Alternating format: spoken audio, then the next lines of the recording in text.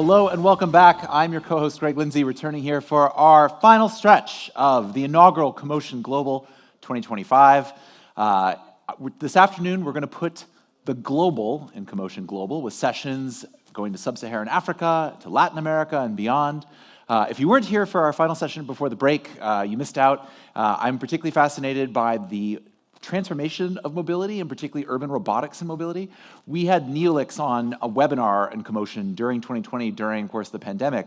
And one of the main insights I took from Neolix at the time is how they were combining their autonomous delivery services with cell phone data to basically dispatch infrastructure to where people were. So when I still speak to real estate audiences in particular that believe in location, location, location, well, what if in the future we dispatch the real estate in the form of autonomous vehicles to where the people are? What if we take that relationship and turn it inside out? And it is very interesting that the flip side of mobility in its own way is accessibility. So an interesting sort of trajectory for the potential of mobility. But in the meantime, we're going to shift our attention here to sub-Saharan Africa because, of course, if you know the future of cities, you know that is, in fact, the future. Almost all urban population growth for the remainder of the century, which is effectively the remainder of human civilization, given current UN population projections, will happen in cities there. And they face innumerable challenges, as we heard from Freetown Mayor Aki Sawyer on the day one of CoMotion Global. So to lead that discussion, particularly with urban innovators who are tackling some of those challenges, it's my pleasure to introduce the moderator of that session, Anjali Mahadevia, who is, of course, the head of global programs for CoMotion. Anjali, please. Round of applause, people.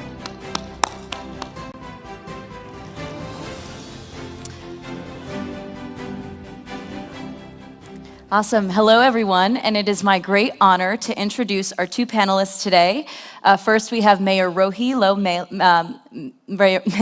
Rohey Lowe, so you can come to the stage. Mayor Lowe is the first female African mayor in the entire continent.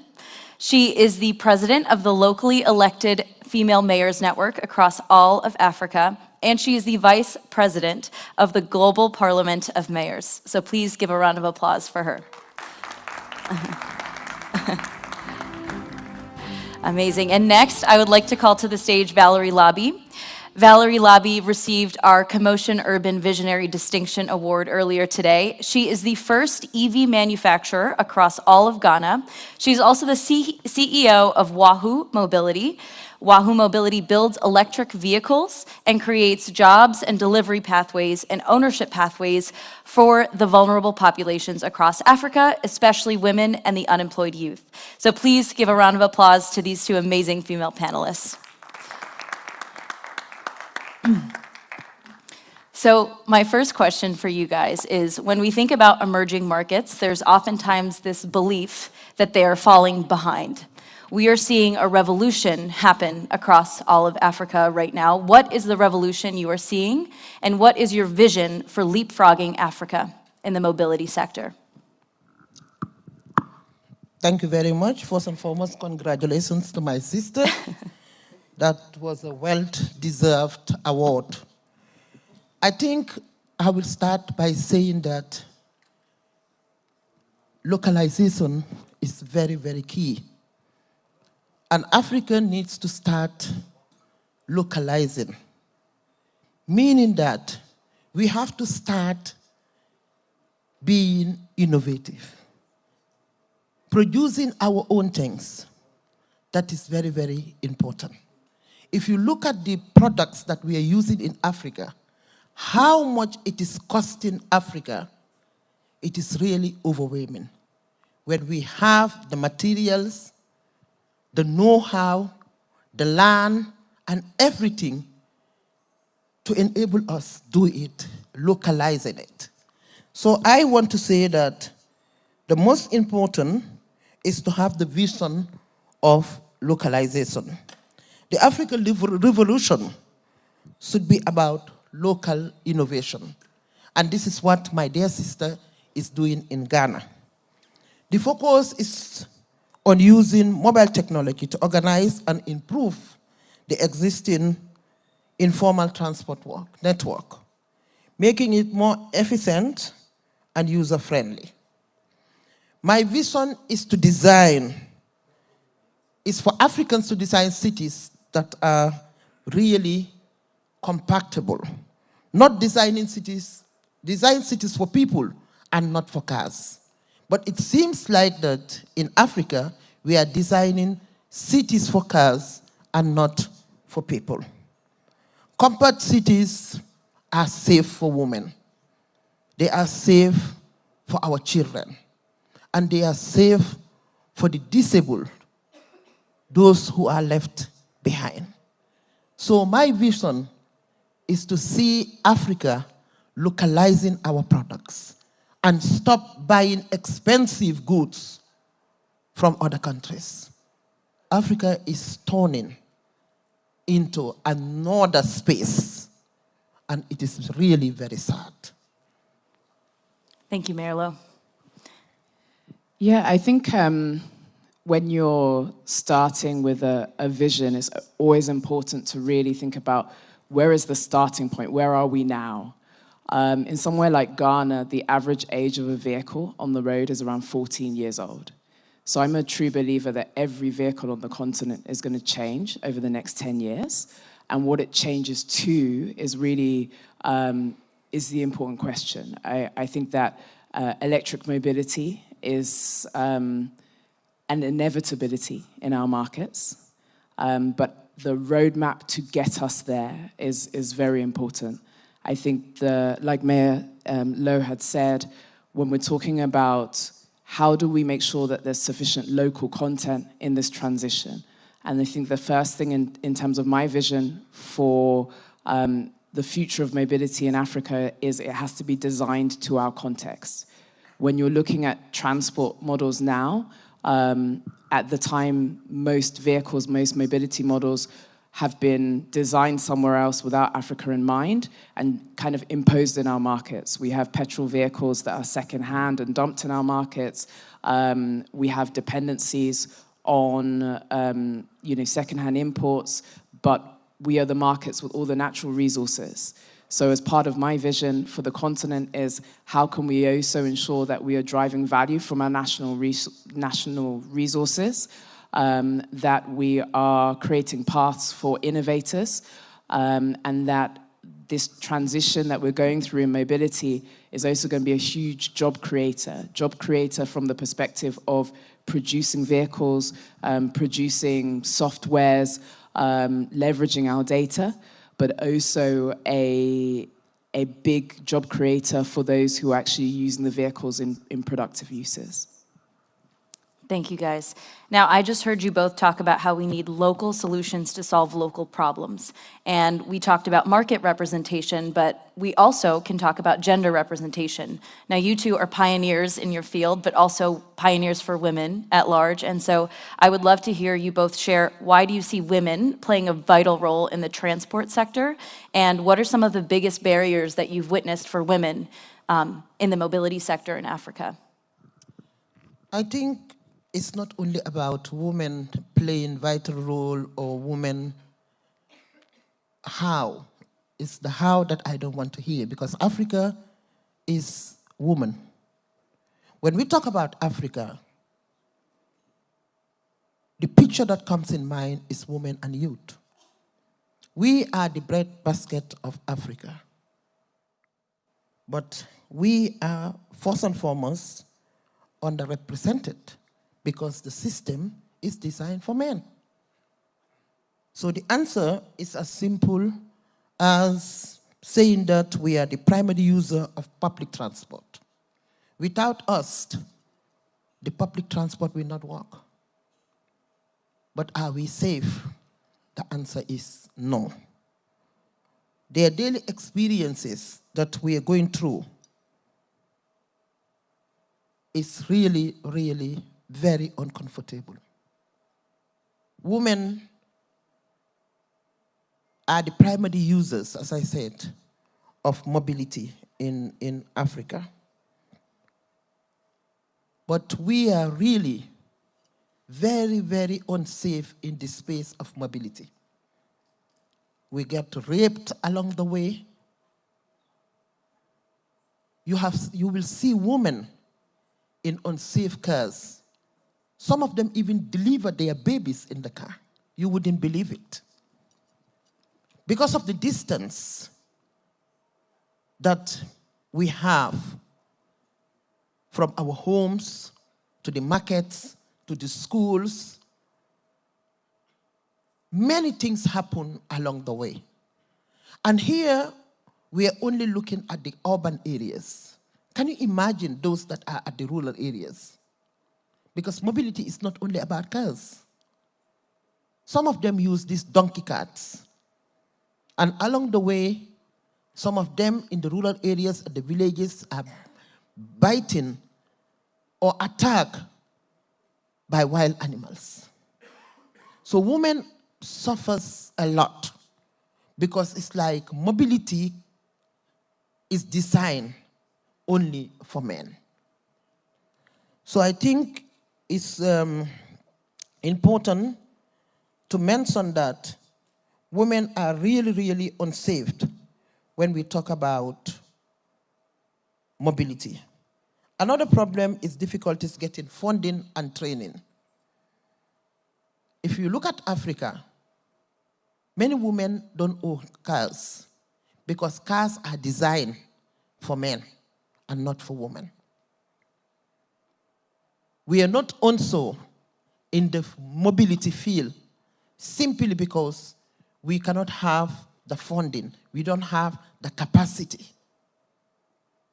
Everybody knows that the African women lack the capacity of getting funding, especially if you go to the banks, even to get loan. We don't have collaterals. We depend on our husbands. You ask them collateral, the next day they will send you packing. So it's better you keep quiet.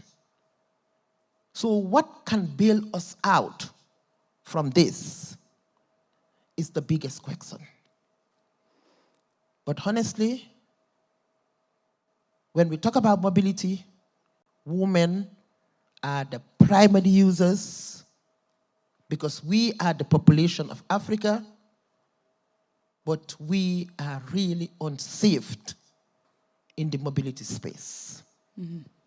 And that's a great segue to you, Valerie, to talk about ownership opportunities also for women and the work that you're doing.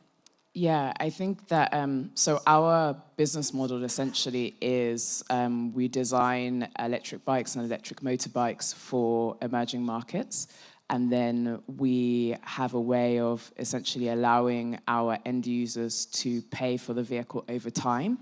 And it also as they use the vehicle on, let's say, delivery platforms. So it's basically a productive asset that now allows us to essentially bank the gig economy worker. And when we started this, predominantly the majority of delivery riders we saw were men in the space, and I think that's natural in most markets. But as we've started to grow, we've realized that if you are in most of our like cities, I always say that people send their daughters to the shop and pay their sons for delivery. And so that was just kind of an interesting space for us to start. Well, if we as women are doing the journey to the shop anyway, what is the differential that is basically unlocking that journey as a productive journey for our brothers, our uncles, our cousins, that isn't for us? So we started to really look at what were the barriers for women to enter the gig economy space, and we identified a number of things. So an example would be in a lower income household, typically a man would have a smartphone and a woman would have like we call them YAM phones, so a phone that maybe at most has WhatsApps. So there were even things around a digital gap on understanding how to read maps. And so we've been developing programs specifically to look and address these barriers that can support women to actually transition, if they want to, into the courier space. And we did a particular program in Togo, our neighboring country, called Women Delivers. And what we saw was the productivity of a woman delivery rider was significantly higher because the use cases were more. They weren't just moving goods from A to B. We found women in the morning were picking bread from the local baker and dropping it at a household, picking up laundry and delivering lunch. So they became almost like concierge services. So I think for me, in a lot of new mobility models that we're developing, we are missing that there are going to be a lot of new use cases as we get friendlier technology into our markets. But one of the big challenges is around affordability and how we can, overcome that barrier. I think secondly, on my point, has been as a woman entrepreneur in automotive.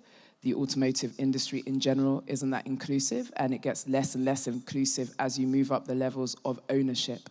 And so as an owner of an electric vehicle company, as an African mother who's doing something in my markets that's capital intensive, the likelihood of me being able to raise any rounds without being a statistic was basically zero.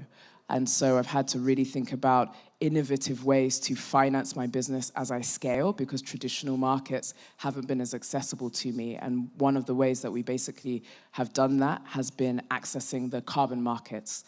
So I'm actually the first woman to have an authorized carbon deal. So basically, as riders ride Wahu bikes, we earn carbon revenue from the Swiss government, and that's been a way for me to be able to leverage a new, innovative way of finance to be able to break through some of these barriers. That's incredible, and such an innovative way to finance your business model, especially to such an underrepresented demographic, to make that financially sustainable. So my last question for both of you is, we talked about barriers, and now let's talk about solutions. One of the biggest catalysts for innovation is public policy. How has public policy enabled innovation in both of your respective fields as a planner and as an entrepreneur? And what are your biggest focuses, I guess, moving forward in your respective markets? I think good policy creates a clear vision and supportive environment. It is important for women to be at the round table where mobility policies are made. We cannot say that women are the primary users, and when policies, mobility policies are made, at the round table is only men. So that automatically shows you that mobility is designed for men. So it is high time now to allow women to sit at the round table and give their inputs. I think that is one of the most important things to do. Another thing is to have women in the private sector. I want to see 30% of women make the private sector compared to the 1% we have in Africa. I think that is really shameless. So it is important for women to be part of the private sector. Much bike routes and less cars. Cars are noisy, and they create a lot of environment. So this can all be happen through policies. When you have clear-cut policies, you can make all this happen. Also cars are taking almost our lands that could have been used for housing. If you look at how much land we invest in cars, and people are sleeping outside, then we should all agree that we are worshiping the devil. So cars contribute to 30% of the world's problems. Yes? We become sick from its pollution and poor through investment. Everybody wants to have a car. One house, 6 cars. One house, 4 cars.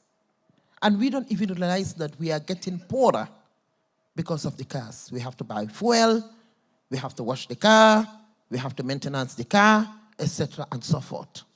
So, honestly, I think we should revisit this. The bottom line is that we are addicted to our killer. Yes, we are addicted to our killer. And the most interesting thing is we're not afraid of the killer. We're not afraid of the killer. But we are addicted to the killer. So let's use our spaces, originally for cars, to have at least 10,000 homes. And yes, we can do it. If you go out and look at the spaces that we are using for cars, we can use it for bicycles. We can use it for riders and have more space than using the whole space for the next generation only to get luxury cars. Be aware of your killer. Thank you. Valerie.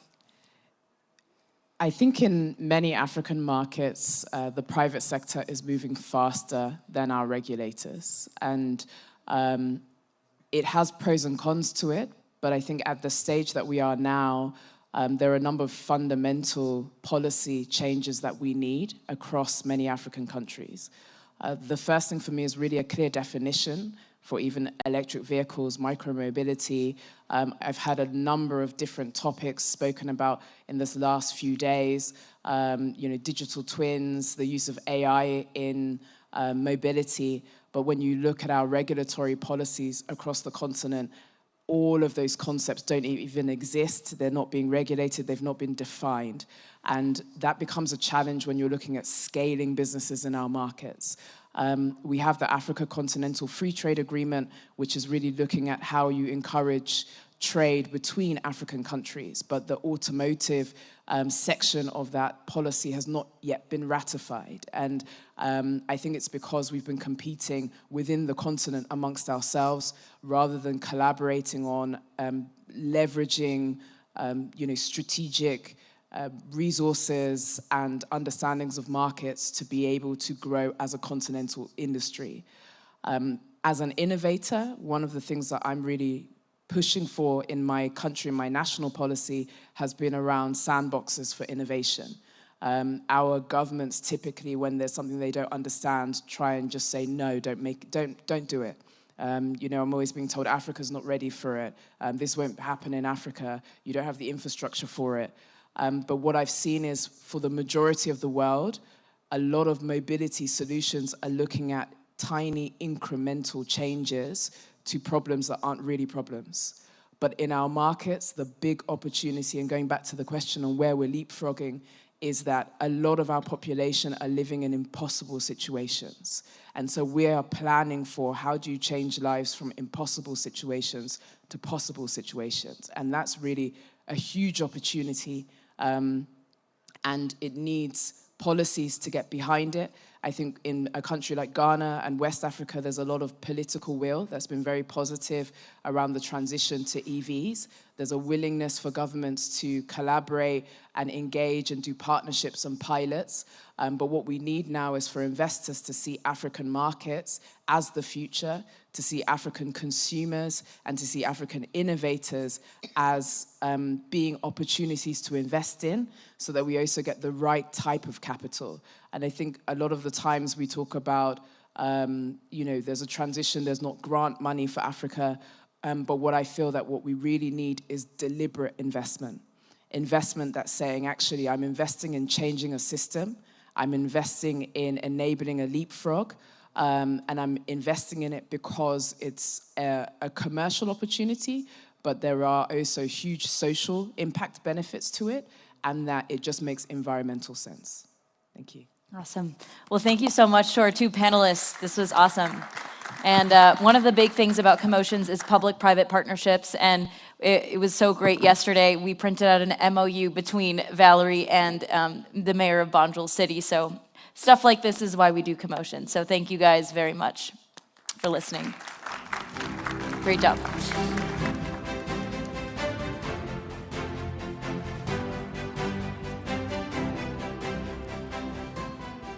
All right.